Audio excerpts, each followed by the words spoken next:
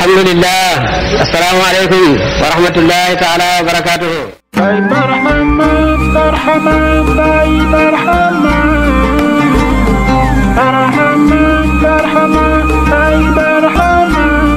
Bienvenue sur Barhamou TV.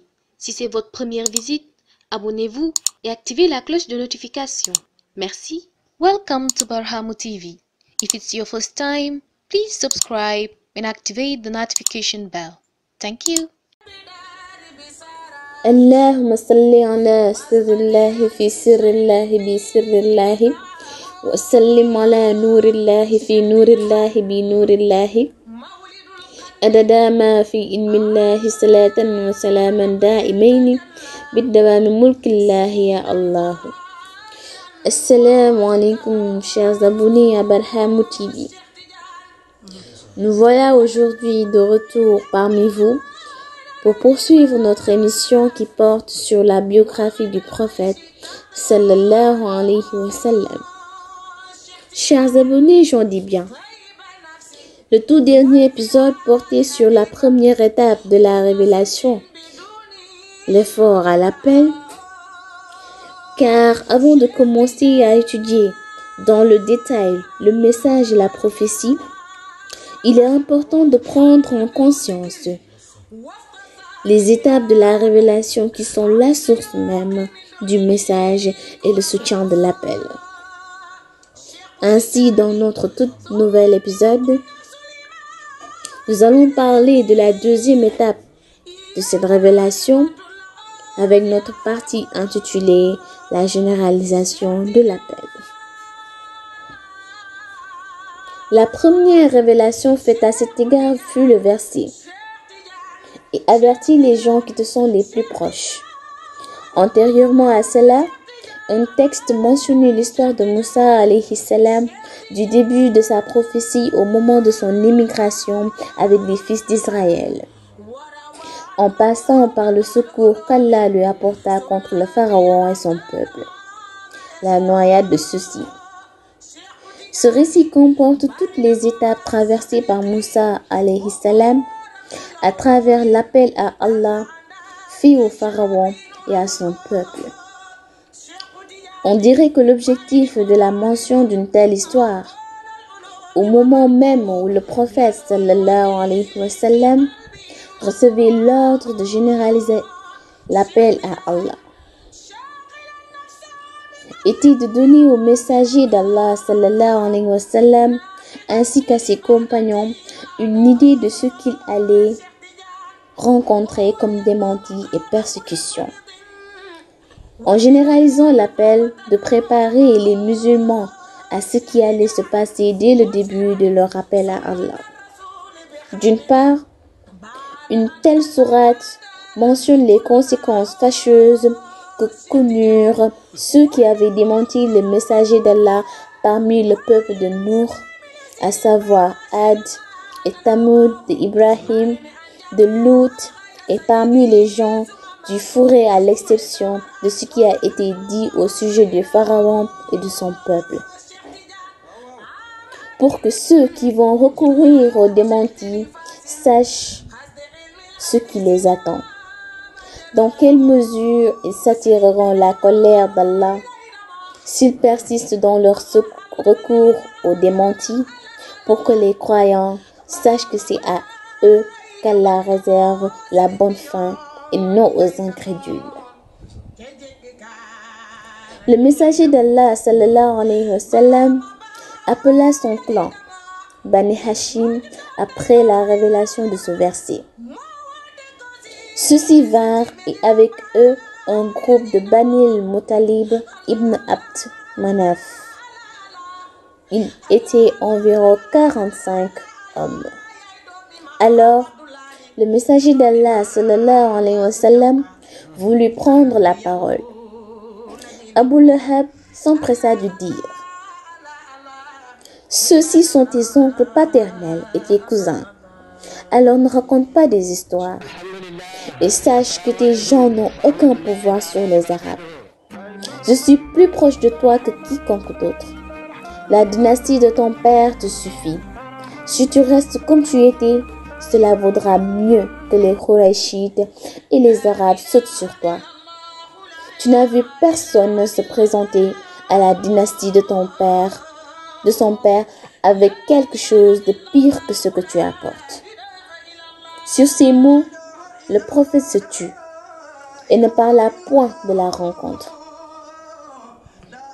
Il les appela ensuite une deuxième fois et dit: Louange à Allah, je le loue, implore son secours, crois en lui et m'en remets à lui.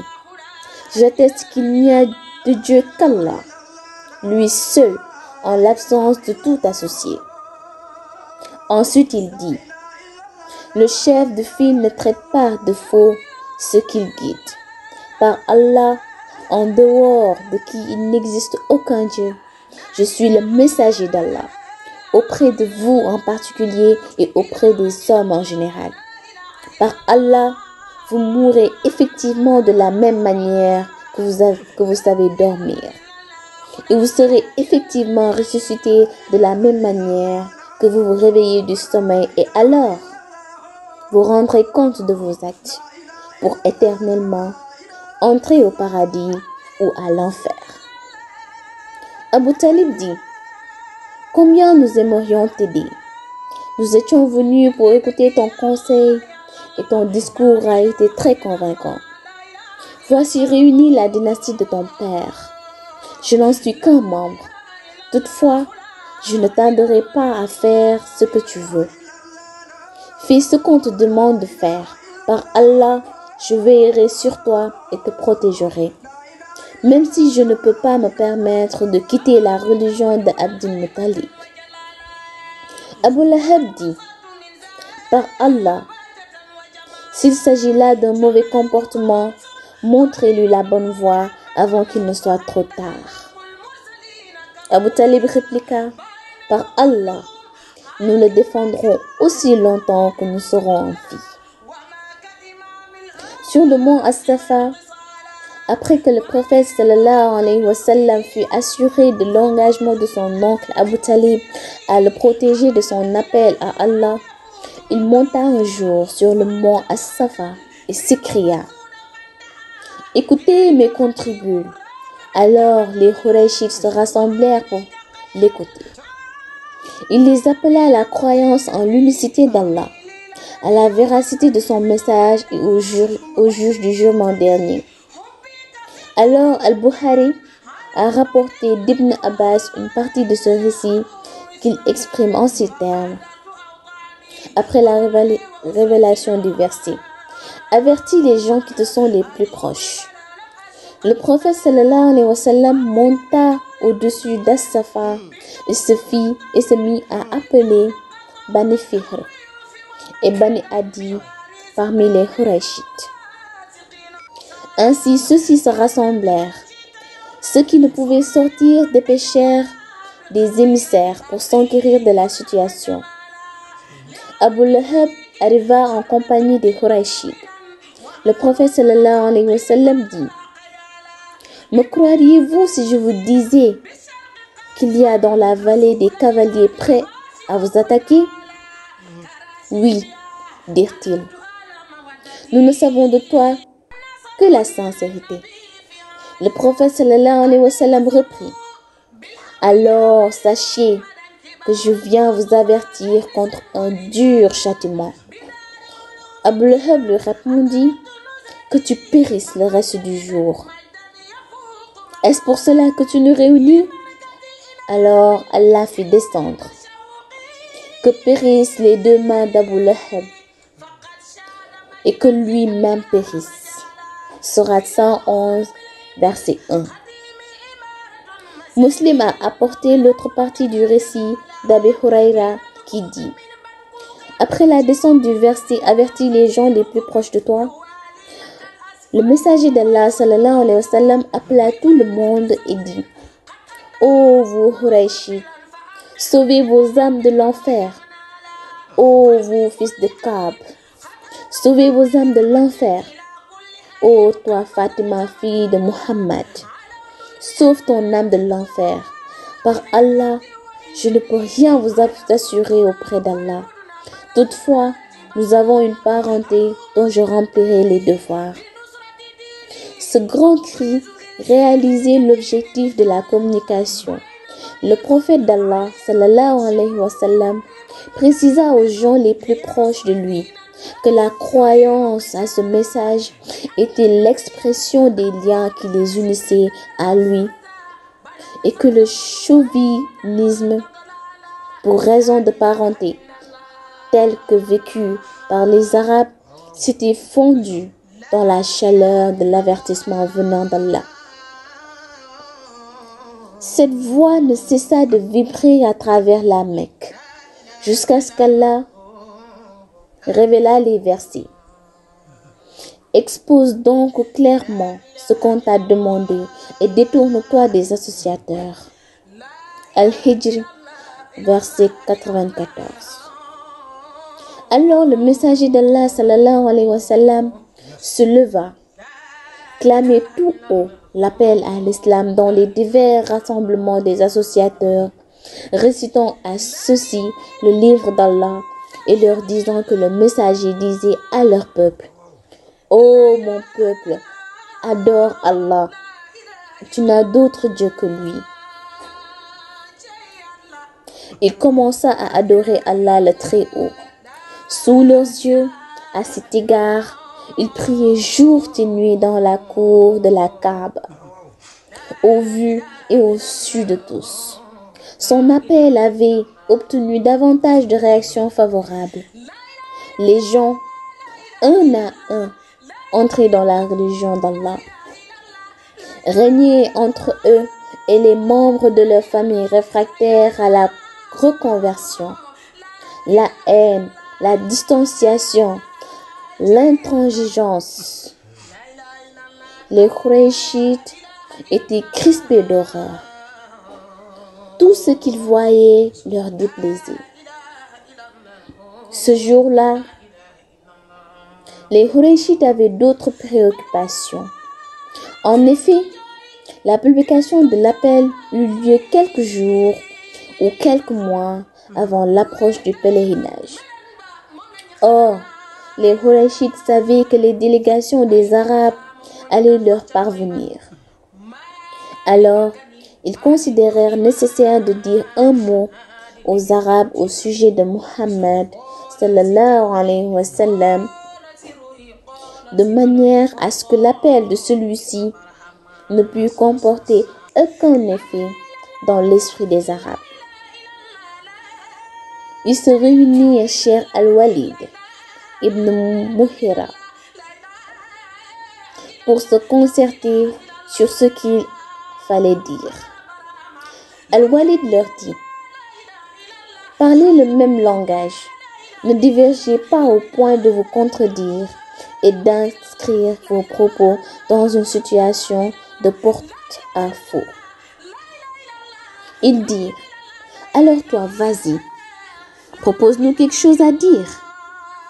Ils dirent: alors toi, vas-y, propose-nous quelque chose à dire. Al-Walid répondit: au contraire, proposez, j'écoute. Ils dirent: nous dirons, c'est un devin. Al-Walid dit: non, par Allah, ce n'est pas un devin. Nous avons vu les devins. Il n'a ni la carrure, ni l'allure d'un devin. Ils dirent: alors nous dirons que c'est un fou.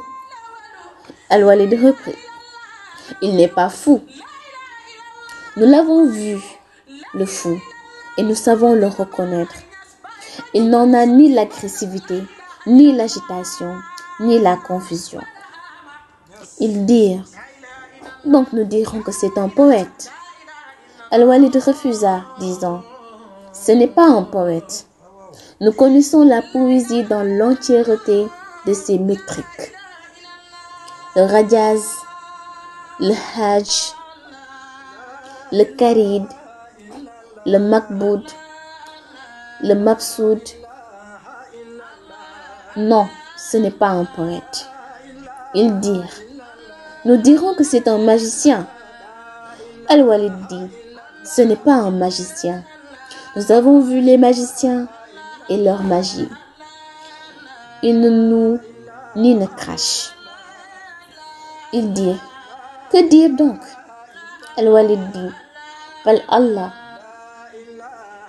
il ne fait pas de doute que sa parole est agréable, élégante, intelligente et rare. Vous ne direz jamais rien de tout cela sans qu'on ne sache qu'il est faux. Le mieux que vous puissiez dire à son sujet est ceci. C'est un magicien qui vous apporte une parole magique. Séparant l'homme de son père, de son frère, de sa femme, de son clan. Fuyez-le donc. Certains rapports précisent que les Qurayshites dirent à Al-Walid, après que celui-ci eut refusé toutes les propositions, alors, fais-nous savoir du point de vue sans faille. Celui-ci dit, laissez-moi le temps d'y réfléchir. Alors il se mit à réfléchir et à réfléchir encore au point de leur donner le point de vue déjà mentionné. À propos d'Al-Walid, Allah révéla 16 versets dans la sourate Al-Mudaththir, verset 18, verset 25. En ce qui concerne ses modalités de réflexion, Allah dit, il a réfléchi et il a décidé qu'il périsse. Comme il a décidé encore une fois qu'il périsse. Comme il a décidé, ensuite il a regardé. Et il s'est renfrogné et a durci son visage. Ensuite il a tourné le dos et s'est enflé d'orgueil.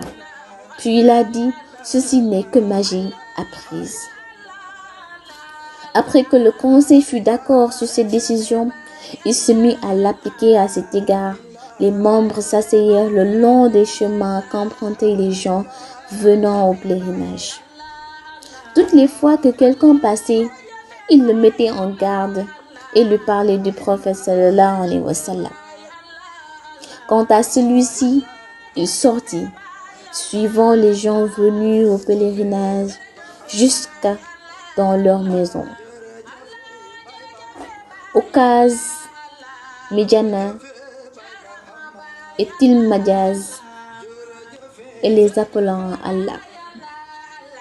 Lui emboîtant le pas, Abu Lahab disait, ne lui obéissez pas, c'est quelqu'un qui a quitté sa religion, qui ment. Malgré tout, les Arabes s'en allèrent après leur pèlerinage, imprégnés de l'affaire du messager d'Allah sallallahu alayhi wa sallam, que l'on citait désormais dans toute l'Arabie. Ainsi, chers abonnés, nous arrivons au terme de notre épisode et nous vous disons à très bientôt pour un nouvel épisode portant sur la biographie du prophète sallallahu alayhi wa sallam. Assalamu alaikum wa rahmatullah.